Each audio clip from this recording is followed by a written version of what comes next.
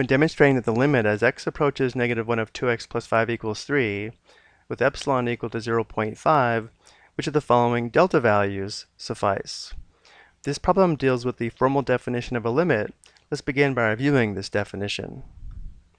The definition of the limit as x approaches a of f of x equals L is that for every given number epsilon greater than 0, there is a number delta greater than 0, such that if x is within delta units of a and x doesn't equal a, which means x is in this interval here from a plus delta to a minus delta, where again x doesn't equal a, then f of x is within epsilon units of L, meaning f of x would be in this interval here from L minus epsilon to L plus epsilon. We can also state this definition using inequalities, as we see here. Remember, absolute value represents a distance, so we have the absolute value of f of x minus L, meaning the distance between f of x and L is less than epsilon units whenever the absolute value of x minus a, the distance between x and a, the value we're approaching, is less than delta units and greater than 0 units. So for our problem, we're given epsilon. We need to find a relationship between epsilon and delta. So applying our definition, the absolute value of f of x minus L less than epsilon would give us the absolute value of the quantity 2x plus 5 minus L, which is 3, is less than epsilon, which is 0.5, whenever the absolute value of x minus a would be the absolute value of x minus -1 is less than delta and greater than 0. We want to use these two absolute value inequalities to find the relationship between epsilon and delta.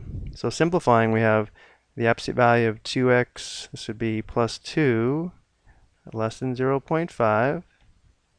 Over here on the right, we'd have the absolute value of x plus 1 is less than delta and greater than 0. Now going back over here on the left, notice how if we factor out 2, we'd have 2 times the absolute value of x plus 1 is less than 0.5. And then if we divide both sides by 2, we have the absolute value of x plus 1 is less than 0.25. This is what we need in order to find our value for delta.